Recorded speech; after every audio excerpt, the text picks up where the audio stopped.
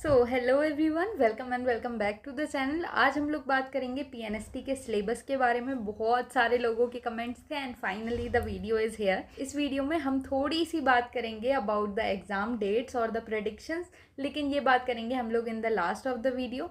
आज हम लोग डिस्कस करेंगे अबाउट द पीएनएसटी सिलेबस। यहाँ पे हम लोग देखेंगे कि फिज़िक्स में हमको थोड़ी सी छूट है अकॉर्डिंग टू द सिलेबस, क्योंकि यहाँ पे थोड़ा सा इन लोगों ने ये दिया है कि कुछ टॉपिक्स को मेनली दे दिया है, ना कि कंप्लीट चैप्टर्स और उनके कंप्लीट सब टॉपिक्स को दिया है। हमारे लिए थोड़ा सा इजी पड़ेगा हम लोगों को कंप्लीटली फिज़िक्स का चैप्टर ना पढ़ते हुए हमें केवल उसके कुछ इंपॉर्टेंट टॉपिक्स को अगर हम करेंगे तो हम अपने एग्ज़ाम को अच्छे से क्रैक कर पाएंगे। अगर आप लोगों को कोई भी डाउट, कोई भी क्वेरी है तो आप कमेंट सेक्शन में पूछिए and I will be trying to reply you out as soon as I get the time. आज हम लोग बात करेंगे सारे सब्जेक्ट्स के बारे में, कौन कौन से टॉपिक्स हैं, क्या क्या हमारी अप्रोच होनी चाहिए। सिलेबस में चेंज होने की वजह से जो अभी नीट एनसीईआरटी में चेंजेस आए हैं उससे हमारे यहाँ पे क्या इफ़ेक्ट पड़ेगा, हम कैसे अप्लाई करेंगे। अभी तक हम लोगों का जो अपडेटेड सिलेबस है, अपडेटेड रूल बुक है, वो नहीं आई है, तो हमें क्या करना चाहिए, प्रेपरेशन कैसे करनी चाहिए, ये सब डिस्कस करेंगे आज के वीडियो में। स्टार्ट करते हैं पीएनएसटी सिलेबस के साथ में। Let me move myself here. शायद मैं अब थोड़ा सा छोटा हो जाऊँ तो भी आपको चलेगा। Okay, PNST syllabus. यहाँ पे हम लोग बात कर रहे हैं फिजिक्स के सेक्शन से फ्रॉम द स्टार्टिंग। फिजिक्स में जैसा कि आप लोग देख सकते हैं यूनिट एंड डायमेंशन और डायमेंशनल एनालिसिस दिया है। ये जो है डायरेक्ट मैंने रूल बुक से लिया है, जो कि 2020-22 की प्रेजेंट है अभी हमारे पास में। और आपको ये ध्यान देना है कि ये जो सिलेबस है वो इंग्लिश मीडियम में प्रोवाइड किया गया है, तो अगर आपको कोई दिक्कत आती है तो थोड़ा सा आप यूट्यूब की हेल्प ले सकते हैं। और मेरे हिसाब से तो आपको ट्राई करना चाहिए कि आप इंग्लिश में ही समझें। फिर भी अगर कोई भी प्रॉब्लम आती है तो आप मुझे कमेंट सेक्शन में बता सकते हैं एंड मैं ट्राई करूँगी कि मैं अपनी साइड से जो भी हेल्प कर सकती हूँ वो आप लोगों को प्रोवाइड करूँ। यहाँ पे फिजिक्स में जैसा कि हमने देखा यूनिट एंड डायमेंशन और डायमेंशनल एनालिसिस हमारे पास में गिवन है, जो कि हमारे 11th का फर्स्ट चैप्टर है। फिर आ जाता है हमारा motion in 2 dimensional cases, velocity, acceleration. तो ये आ गए हैं हमारे काइनेमेटिक्स के chapters. Yes, you heard me right, kinematics के चैप्टर्स आ गए हैं, जहाँ पे आता है हमारा एक तो मोशन इन स्ट्रेट लाइन और फिर दूसरा आता है हमारा मोशन इन प्लेन। तो इन चैप्टर्स के अंदर हमारे जो सब टॉपिक्स कवर्ड होंगे, ये तो 2 डायमेंशन वाले जो केसेस हैं, मोस्टली रिलेटिव वाले केसेस या फिर थोड़े डिफरेंट केसेस, लाइक जो यूनिफॉर्म एक्सेलरेशन के साथ है उसमें क्या होगा, यूनिफॉर्म वेलोसिटी के साथ है तो हम लोग क्या फॉर्मूलाज यूज़ करेंगे। और जो 3 मोशन की इक्वेशंस और 2 या 3 जो शॉर्टकट वाली इक्वेशंस हैं, तो मोस्टली अगर ये 5-6 इक्वेशंस को हमको अप्लाई करना आएगा तो इस चैप्टर को हम लोग केटर कर सकते हैं on the basis of PST में जितना सिलेबस गिवन है। अब यहाँ पे आता है हमारी among relative positions, velocity, uniform circular motion, force भी है हमारे पास में, इनर्शिया भी है।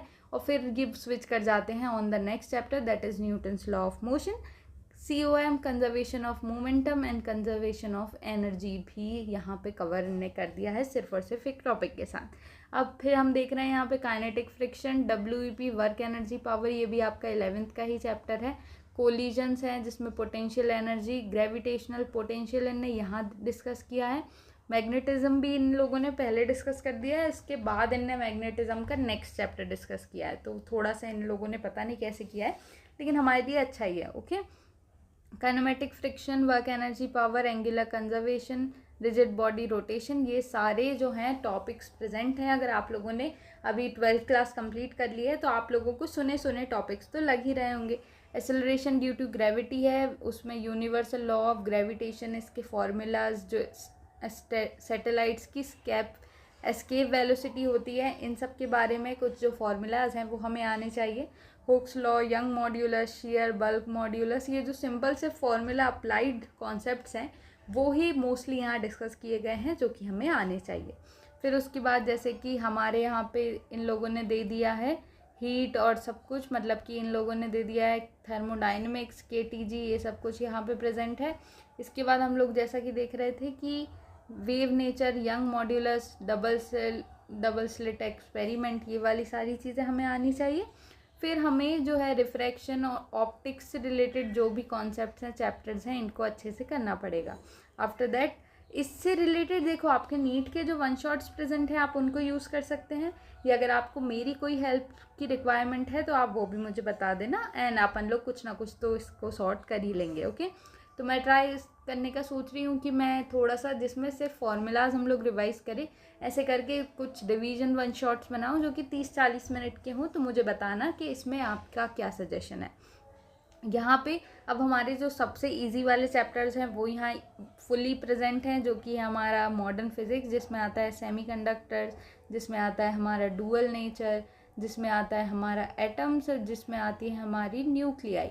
ये चैप्टर्स जो हैं बहुत इंपॉर्टेंट पर्सपेक्टिव कवर करते हैं in the NEET as well as in the PNST.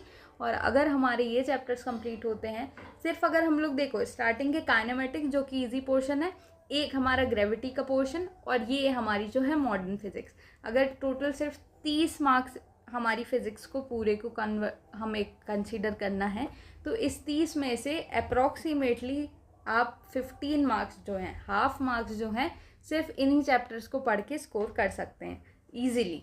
तो फिर आपको ध्यान क्या देना है कि इन चैप्टर्स को हम लोग पहले करेंगे, प्लान रोड वाइज जो आएगा, रोड मैप जो आएगा हर एक सब्जेक्ट के लिए, वो जल्दी ही इस चैनल पे आएगा। अब हर 2 से 3 दिन में आपको एक न्यू वीडियो देखने को मिलेगा, जो कि हमारी प्रेपरेशन को और ज़्यादा इन्हेंस करेगा। धीरे धीरे करके मैं सारी चीज़ें आप लोगों के लिए प्लान आउट कर रही हूँ। आप लोग मुझे बताइए, बहुत सारे लोगों के पर्सनल मेरे को इंस्टाग्राम पे मैसेजेस भी आए हैं कि दीदी आप कोई कोर्स लॉन्च कर दो, भले ही वो थोड़ा सा पेड हो लेकिन कॉस्ट इफ़ेक्टिव हो तो हम लोग कर सकते हैं। और फिर और भी बहुत सारे कि पर्सनल आप लोग मेंटरशिप क्लासेस ले लो या ऐसा कुछ कर लो। अगर इसकी कोई भी रिक्वायरमेंट है तो आप मुझे बताना, एंड मैं ट्राई करूँगी कि टाइम थोड़ा सा निकाल के अगर कुछ कर सकती हूँ तो कर पाऊँ। लेकिन उसके लिए आप सभी लोगों की रिक्वायरमेंट है कि आपको एग्जैक्टली रिक्वायर्ड क्या है, कि क्या मैं यूट्यूब पे ही चीज़ें कंटिन्यू रखूँ, कौन कौन स्टूडेंट्स हैं जो इंटरेस्टेड होंगे, या कौन से स्टूडेंट्स हैं जिन्हें पर्सनली मेंटरशिप या फिर पर्सनली क्लासेस की ज़रूरत है, एंड एक्सेट्रा। अब इसके बाद हम लोग बात करते हैं अबाउट द नेक्स्ट। तो यहाँ पे हमारे बाकी के बचे हुए चैप्टर्स हैं, जैसे कि 12th का जो है इलेक्ट्रोस्टैटिक चैप्टर्स, इलेक्ट्रोस्टैटिक कैपेसिटेंस, और हमारे पास में बाकी के जो इलेक्ट्रोस्टैटिक पोटेंशियल, इसके डिफरेंट सर्किट डायग्राम्स, और ये सारी चीज़ें हमें यहाँ पे प्रेजेंट है। Electric power, heating effects, Biot-Savart's law, ये आ गया हमारा मैग्नेटिज्म का फर्स्ट चैप्टर। और उसके बाद हम लोगों को मूविंग चार्जेस एंड मैग्नेटिज्म जो है वो दिया हुआ है। इसके बाद लास्टली आता है हमारा इलेक्ट्रोमैग्नेटिक इंडक्शन और alternating current, that is EMI and AC। ये जो 2 चैप्टर्स हैं ये डिफ़िकल्ट होते हैं। अगर आप लोग बहुत ज़्यादा फिज़िक्स में इंटरेस्टेड हैं तो मैं सजेस्ट करूँगी कि इन चैप्टर्स को करो, अदरवाइज़ आई विल से कि रहने दो, ये चैप्टर्स करने की कोई रिक्वायरमेंट है नहीं इतनी, क्योंकि एक क्वेश्चन आएगा, इसके लिए आपको टाइम शायद 1 हफ़्ता भी लग सकता है ये वाले 2 चैप्टर्स को पढ़ के इनके सारे क्वेश्चन सॉल्व करने में। तो फिर आई विल सजेस्ट कि हम लोग यहाँ पे, अगर मैं भी कराऊँगी तो मैं कुछ 5 या 6 चैप्टर्स ऐसे आपके करा दूँगी जिनसे आपका मोस्टली 15 से 20 मार्क्स कवर हो जाएंगे 30 मार्क्स में से, और इतना हमारे लिए सफिशेंट है। हमारे लिए तो ये भी सफिशेंट है कि हम पूरी फिज़िक्स को छोड़ सकते हैं। अगर आपको दिक्कत है तो यस, फिर भी हम लोग ईजीली सिलेक्शन ले सकते हैं on the college of our choice. PNST easy है, ठीक है। अब इसके बाद हम लोग बात करते हैं अबाउट द नेक्स्ट सेक्शन। यहाँ पे आ गए हैं हम लोग केमिस्ट्री में। Just 1 minute, okay 9 minutes have happened already. अब यहाँ पे आ गए हैं हम लोग केमिस्ट्री में। अब देखो, जस्ट अभी मैंने, आप लोगों को पता होगा, नीट के लिए प्रेपरेशन की थी इस साल, बट थोड़े मार्क्स कम हैं और उसमें मुझे एडमिशन नहीं मिल पाएगा। मीन्स MBBS में मुझे एडमिशन नहीं मिल पाएगा जो आई वांटेड। सो मैं नर्सिंग ही कंटिन्यू कर रही हूँ। अभी ट्राई कर रही हूँ कॉलेजेस से कांटेक्ट करने के लिए, और ट्राई कर रही हूँ कि वापस से सारी चीज़ें लाइन में आ पाएँ। लेकिन देखते हैं क्या होता है, वो मैं आपको बता दूंगी बाद में जो भी है। अभी बात करते हैं PNST की, जो आप लोग प्रिपेयर करने वाले हैं। तो यहाँ पे आपको अगर फिज़िक्स और फिज़िकल केमिस्ट्री से डर लगता है तो मैं फ़िज़िकल केमिस्ट्री का तो कह सकती हूँ डरने की बिल्कुल ज़रूरत नहीं है, क्योंकि सच में जब मैंने फ़िज़िकल केमिस्ट्री पढ़ना स्टार्ट की, फ़िज़िकल केमिस्ट्री समझ में आने लगी, एंड अब ये लगता है कि इनऑर्गेनिक और ऑर्गेनिक में फालतू रटने की चीज़ है। इससे अच्छी तो फ़िज़िकल केमिस्ट्री, आपको फॉर्मूलेज आए, आपको कॉन्सेप्ट समझ में आया, and you are done with the chapter. अब वो कभी भी उससे कोई भी क्वेश्चन आए और आप वो कर पाएंगे, है ना। तो फिज़िकल केमिस्ट्री से बिल्कुल नहीं डरना है। हमें ये इनके जो इम्पोर्टेंट चैप्टर्स हैं उनको कवर करना है। जैसे कि जो यहाँ फर्स्ट चैप्टर नहीं गिवन है, लेकिन जो हमारा 11th का फर्स्ट चैप्टर है that is some basic concepts of chemistry, some basic concepts of chemistry, है ना। तो ये वाले चैप्टर्स आपको आना ही चाहिए, क्योंकि इससे रिलेटेड ही सारे चैप्टर्स होंगे जहाँ पे हम लोग मोलर मास, मोल कॉन्सेप्ट्स इस चैप्टर को बोलते हैं, मोल कॉन्सेप्ट्स को हर जगह यूज़ करने वाले हैं। तो फिर यहाँ पे हमारा, अब देखिए जैसे फिज़िक्स में उन लोगों ने चैप्टर्स और फिर उनके सब टॉपिक्स नहीं दिए थे, जबकि केमिस्ट्री में पहले उनने चैप्टर्स दिए हैं और फिर उसके सब टॉपिक्स को भी डिस्क्राइब कर दिया है। तो यहाँ स्ट्रक्चर ऑफ एटम हमारा चैप्टर प्रेजेंट है, इम्पॉर्टेंट है। केमिकल बॉन्डिंग बहुत ज़्यादा इम्पॉर्टेंट है। ये दोनों चैप्टर्स जो हैं अच्छा खासा हाई, सबसे ज़्यादा हाई वेटेज जो हैं कवर करते हैं।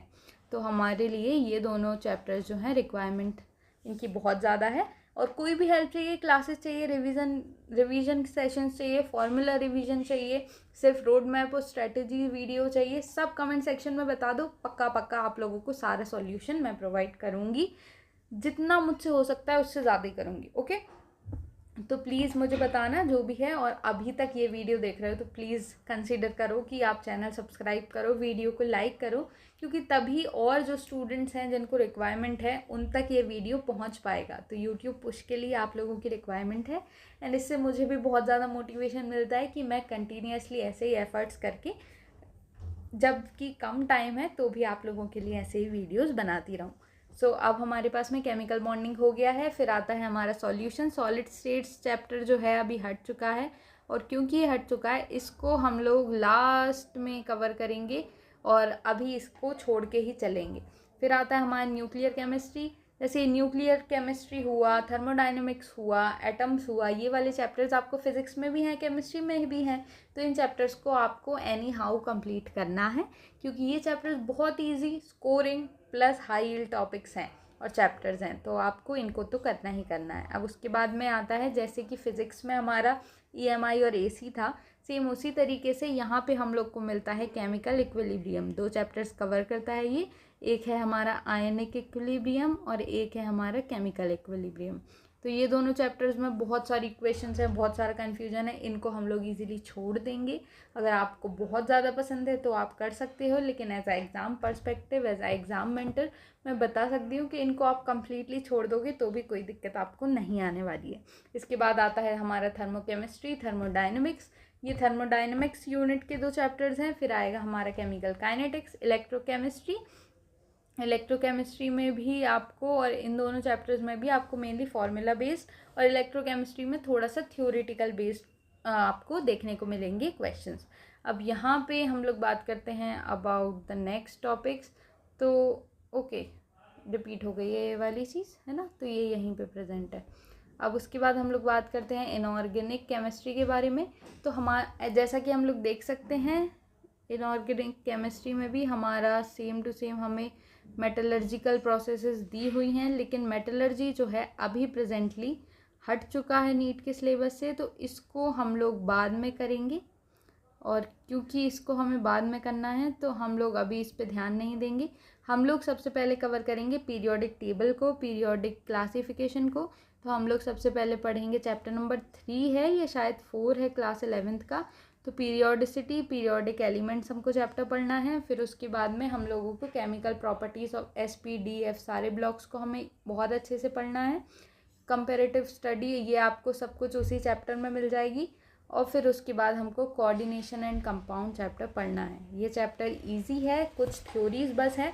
कोई कन्फ्यूजन हो तो मैं बार बार कह रही हूँ, कमेंट में बताना आपको क्या मेरी साइड से रिक्वायरमेंट है एग्ज़ाम प्रेपरेशन में, ये भी मुझे बताना। ओके, तो ऐसे करके हमारा इनऑर्गेनिक हो जाता है। लास्ट बचा हमारा ऑर्गेनिक, फिर बची पूरी बायोलॉजी। बायो को हम लोग, सिलेबस को मैं एक बार आपको गो थ्रू करवा दूंगी, लेकिन सिलेबस से ज़्यादा हमें बायो पे बिना किसी सिलेबस की रिक्वायरमेंट के फुल NCERT को बिल्कुल बहुत अच्छे से कंप्लीट करना है, क्योंकि यहाँ पे हम लोग सिलेबस के अकॉर्डिंग पढ़ने लगे तो हो गई बात। बायो जो है हमारी 150 मार्क्स में से 60 मार्क्स तो बायो ही कैरी करती है। 60 मार्क्स में से 50 बायो में लिया, उसके बाद बाकी की बची इंग्लिश, फिज़िक्स और केमिस्ट्री। इन 3 में से किसी भी 3, मतलब कि हमारे पास में कितने मार्क्स बचे हैं, 90 मार्क्स में से आपको सिर्फ 20 या 30 मार्क्स चाहिए तो वो अपने हिसाब से चूज़ करो, या फिर ज़रूरत है तो मैं बता दूंगी कि कौन कौन से चैप्टर्स करने हैं और easily you are going to get selected. तो यहाँ पे हम लोग बात कर रहे हैं ऑर्गेनिक केमिस्ट्री की। ऑर्गेनिक केमिस्ट्री में भी आपको सारी चीज़ें कवर करनी है। क्लास 11th में जो फर्स्टली 2 चैप्टर हैं हाइड्रोकार्बन्स और जीओसी, उनको इग्नोर मत करो, पहले वो 2 चैप्टर्स को एनसीईआरटी से रीड करो। उसके बाद क्लास 12 की जो सेकंड पार्ट है वो तो कम्प्लीटली ऑर्गेनिक है ही। ये जो calculation of empirical formula, molecular formula आपको ऑर्गेनिक में दिया है, ये हम लोग फिजिकल केमिस्ट्री में ही कवर कर लेंगे जब हम लोग मोल कॉन्सेप्ट चैप्टर को पढ़ेंगे, तो इसके लिए बिल्कुल भी टेंशन मत लो। फिर उसके बाद में हमें डिफरेंट प्रॉपर्टीज़ और सारे चैप्टर जो हैं alkyne, alkenes, hello alkenes, benzene और सारी जो भी अलग अलग डिफरेंट ऑर्गेनिक कंपाउंड्स हैं उनके बारे में हम लोग बात करेंगे। वो सारे चैप्टर्स को आपको पढ़ना है। आपको मेनली हर एक चैप्टर में नॉमेनक्लेचर, मेथड ऑफ प्रिपरेशन, उनकी chemical properties, correlation, physical properties, structure और ब्रीफ अकाउंट जो भी उनके हर एक ऑर्गेनिक कंपाउंड्स के जो डिफरेंट यूजेस हैं उन पे ध्यान देना है। ऐसे हमारे यहाँ पे दिया है पॉलीमर्स, बायोमोलिक्यूल्स, और ऐसे ही करके हमारा जो है केमिस्ट्री का सेक्शन ख़त्म होता है।